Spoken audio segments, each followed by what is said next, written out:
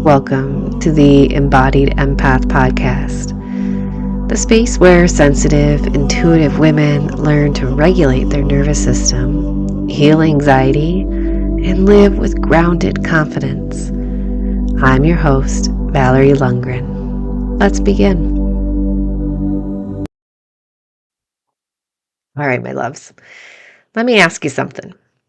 Have you ever felt calm, chilled, relaxed, and then suddenly, out of nowhere, you feel anxious for no clear reason? Just the anxiety comes.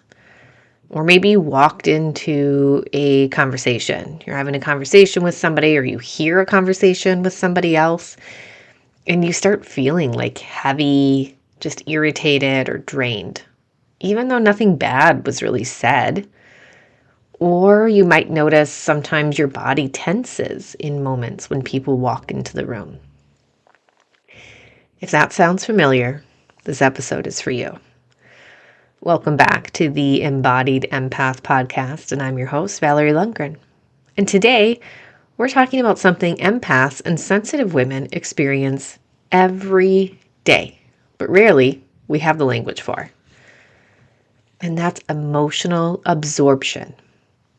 Because sometimes when you're calling what you're calling anxiety is actually information that doesn't belong to you.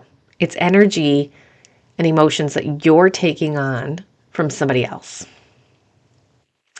So empaths, we don't just feel emotions, we also process the environments.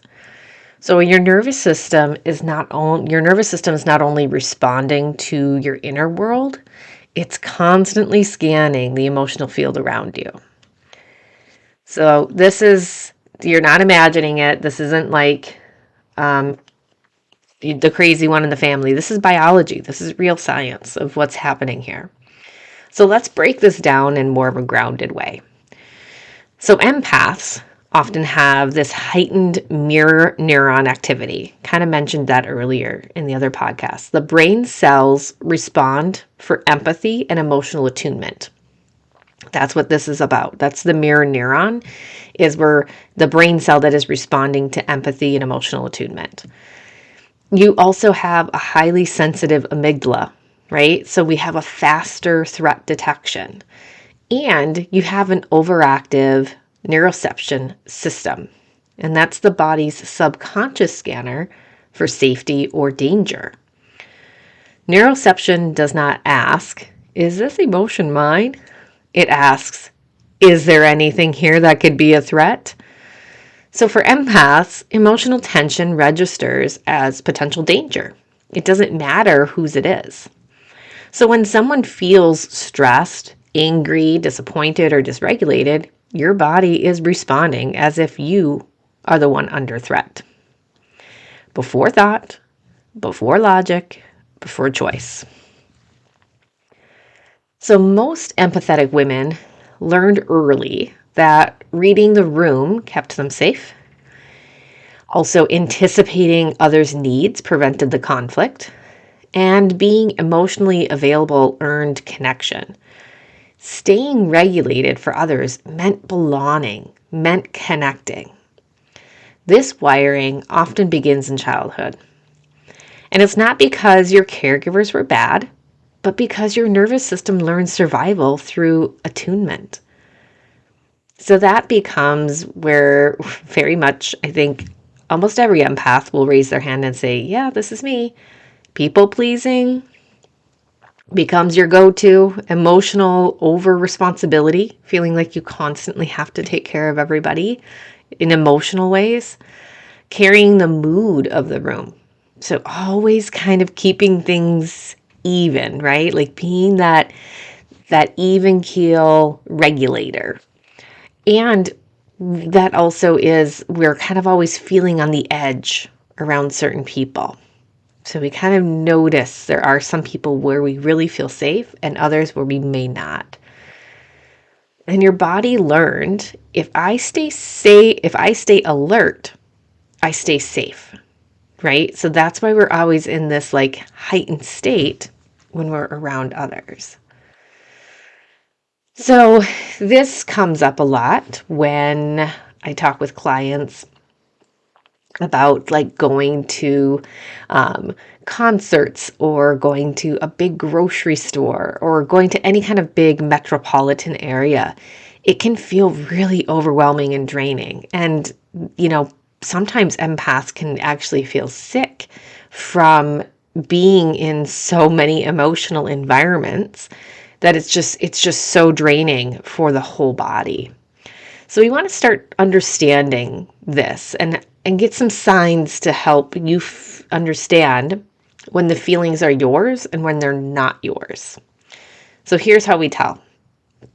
So you might be absorbing others' emotions if anxiety appears only around certain people. Or maybe your mood shifts suddenly without an internal story. So all of a sudden you start feeling anxious or angry or sad, but you aren't running the thoughts or emotions around it. Your body also can tense up, but your mind can't explain why. So maybe all of a sudden you get really tense and you're like, why am I so on edge? You also feel drained after social interactions, even pleasant ones. So again, like going to a concert or, doing anything big is really draining, but even just going out with girlfriends, that can drain you. Symptoms start easing when you're alone or in nature. And scrolling social media spikes anxiety or heaviness. Yeah. Have you noticed that at all? I certainly have. And I've been starting to put timer on my phone to make sure that I am not scrolling as much anymore. Because, geez, especially right now, man, it is heavy. So we got to step away. We got to find other things to do than sit on social media. So this isn't emotional instability. It's just a lack of differentiation. Your nervous system doesn't know where you end and where others begin. So when you're constantly absorbing, your body stays in this low grade fight or flight. Your emotional threshold starts shrinking. Resentment builds quietly. You have a burnout that follows. Just done. Anxiety becomes chronic and you lose access to your own signals. Eventually, your nervous system gets loud. And again, not because it's broken, but because it just needs that relief. It just needs the rest. So today, I'd like to take you guys through a somatic practice where we're going to actually figure out, is it our emotion or is it someone else's? So let's get your body to sort out what's yours. Again, I ask you to do these somatic practices when you are sitting comfortably somewhere. Please, no driving while doing these. That won't be helpful. So do this when you're parked or when you are at home and you can just absorb and take in what you're receiving. So we're going to go ahead and sit comfortably. Putting the feet on the floor. Your spine is supported, either sitting in a chair or you can be lying on a bed too, if you prefer. Let's take a deep breath in and out. And we're going to go ahead and place one hand on your chest and one on the belly. Inhale slowly through the nose. Exhale through the mouth. Now imagine your skin, not as a wall, but as a membrane. It's breathable, selective, responsive. Silently say to yourself, what I feel inside my body belongs to me. And just take a pause, take a moment. And then say, what does not belong to me can just pass through. Let your shoulders drop. If an image, word, or sensation come up, don't analyze it, just notice.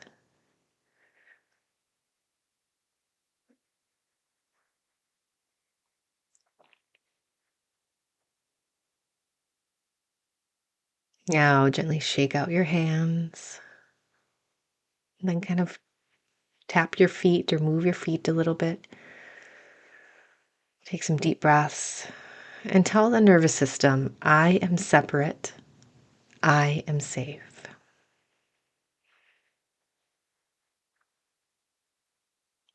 Beautiful.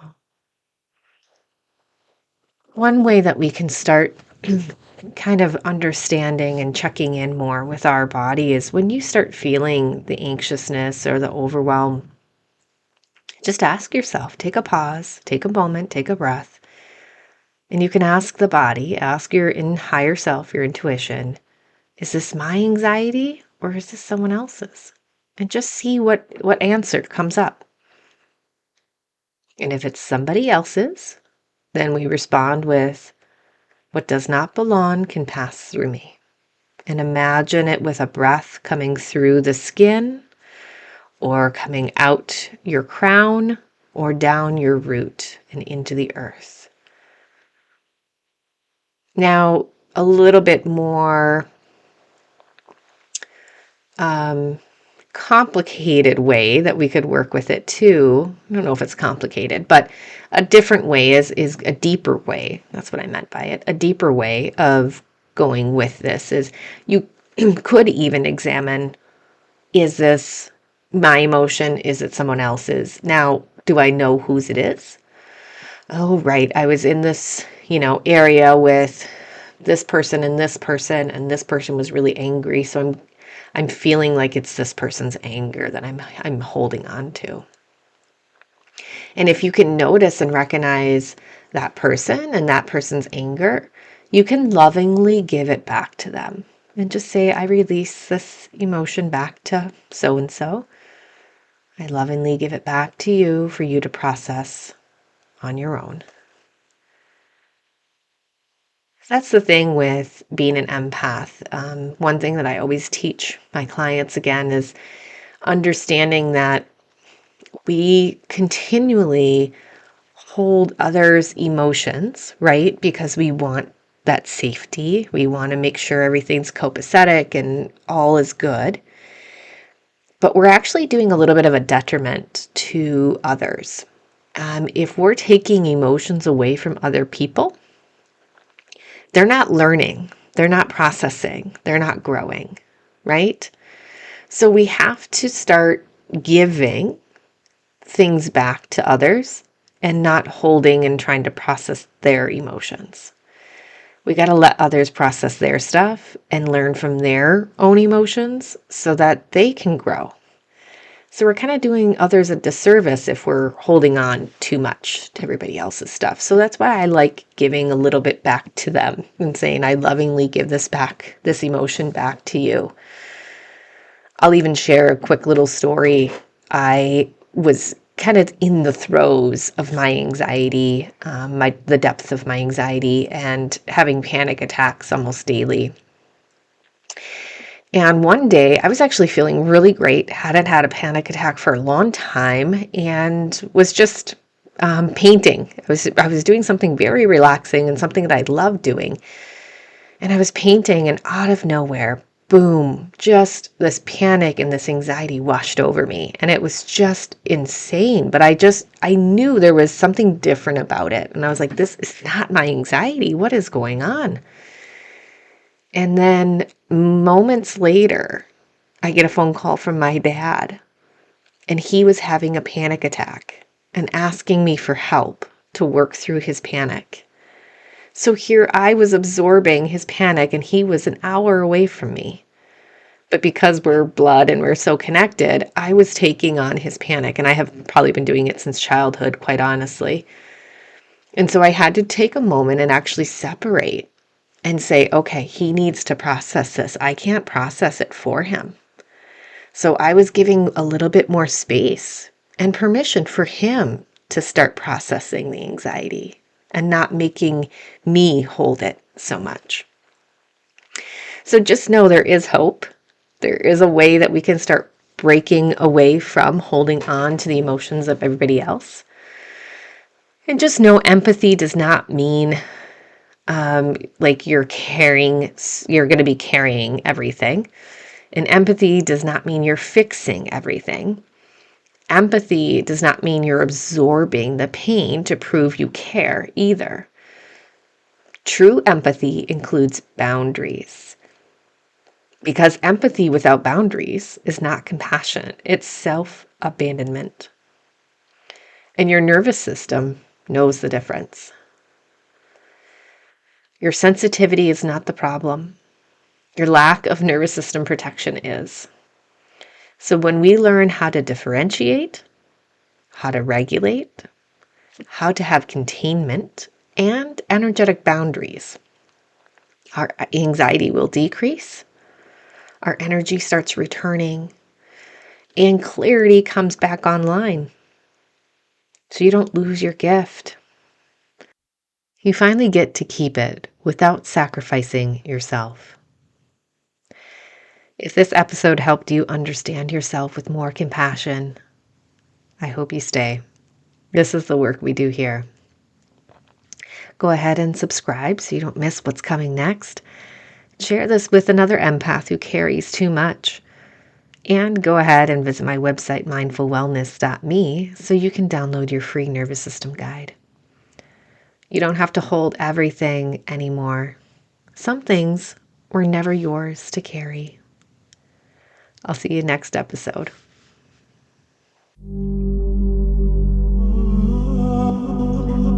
If this episode supported you, share it with another empath who needs it. And if you're ready for deeper work, somatic coaching, nervous system healing, or my Embodied Reset program, just visit mindfulwellness.me. Your healing is not a solo journey. See you next week.